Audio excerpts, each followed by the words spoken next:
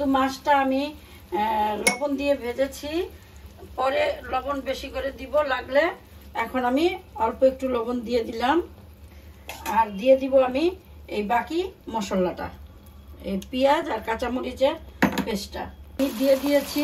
1 চা চামচের বেশি, মানে ছোট লেবুর বেশি অর্ধেকের একটা রস, আর দিয়ে দিব এতটুকুর মতো লেবুর উপরের খোসাটা গ্রেট করে নিয়েছি। খেয়াল রাখতে হবে সাদা অংশটা যাতে না আসে।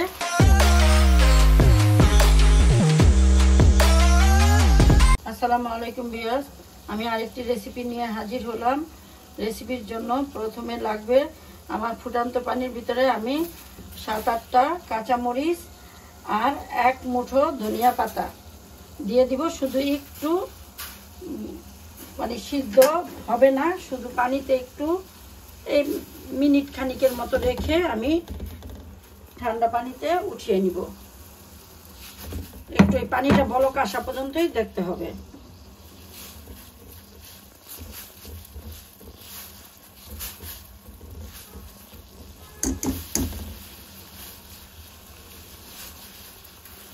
আমার পানিটা বলক আসলে আমি উঠিয়ে ফেলবো, কিন্তু আমি এই যে এই পানিটা কিন্তু ফেলবো না, এটা আমার রেসিপিতে আমি ব্যবহার করে ফেলবো।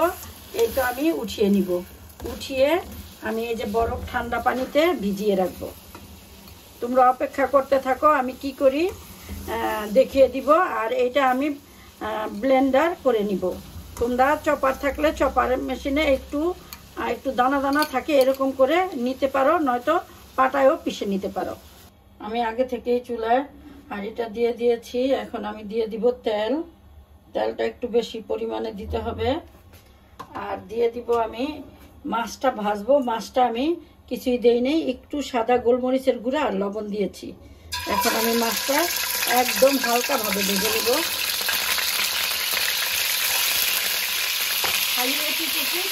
ভেজে উঠিয়ে নেব।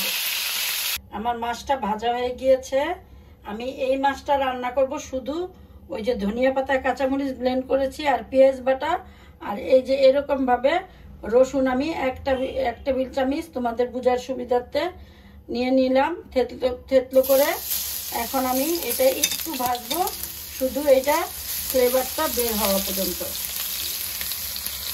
হ্যাঁ, দিয়ে দিব আমি 3-4 চামচ পেঁয়াজ বাটা।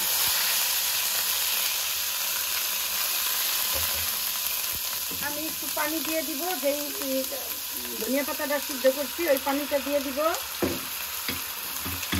হ্যাঁ, আমি এখন ভালো মতো এটা কষিয়ে নিব। আর দিব আমি একটুখানি ধনিয়ার গুঁড়া। এই যে দেখো 1 চা চামচের 4 ভাগের 1 ভাগ একটুখানি ধনিয়ার গুঁড়া। আর যেই পেস্টটা আমি করেছি দেখো, ঠান্ডা পানিতে দিলে পেস্টটা কত সুন্দর সবুজ থাকে, কালারটা নষ্ট হয় না। এটা দিয়ে দিব আমি এখন এতটুকু, আর বাকিটা দিব পরে। এখন আমি মশলাটা কষাতে থাকবো যতক্ষণ পর্যন্ত তেল না বের হয়। আমার মশলা থেকে তেলটা আলাদা হয়ে গিয়েছে। এখন আমি দিয়ে দিব মাছগুলো। দিয়ে দিব আমি এই আলাদা পানিটা, পানির বাকি অংশটুকু দিয়ে দিব। এখন আমি যেহেতু মাছটা আমি লবণ দিয়ে ভেজেছি, পরে লবণ বেশি করে দিব লাগলে। এখন আমি অল্প একটু লবণ দিয়ে দিলাম, আর দিয়ে দিব আমি এই বাকি মশলাটা, এই পেঁয়াজ আর কাঁচামরিচের পেস্টটা দিয়ে এখন আমি বলক আসা পর্যন্ত অপেক্ষা করব। বলকটা আসুক।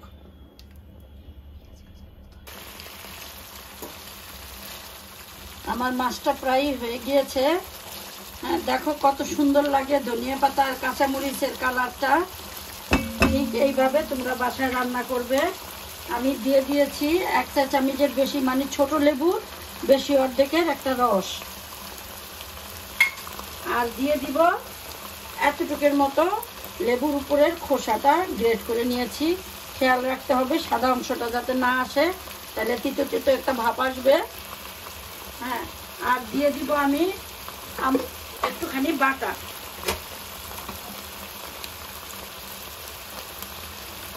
1 চামচের মতো বাটার দিয়ে দিব।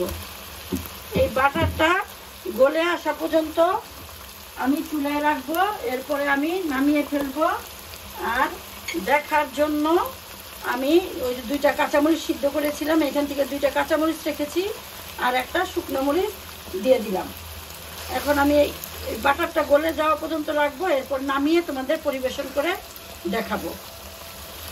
ভিউয়ার্স, আমার ঝটপট বাটারি গ্রিন রুই রান্নাটা দেখেছো, কোনো রকম মশলা ছাড়া, খুব সুস্বাদু। একবার রান্না করে খেলে আরেকবার রান্না করে খেতে ইচ্ছে করবে। তোমরা খেয়ে দেখো, ভালো লাগলে আমাকে লাইকস, কমেন্টস এবং সাবস্ক্রাইব করে দিও। আল্লাহ হাফেজ।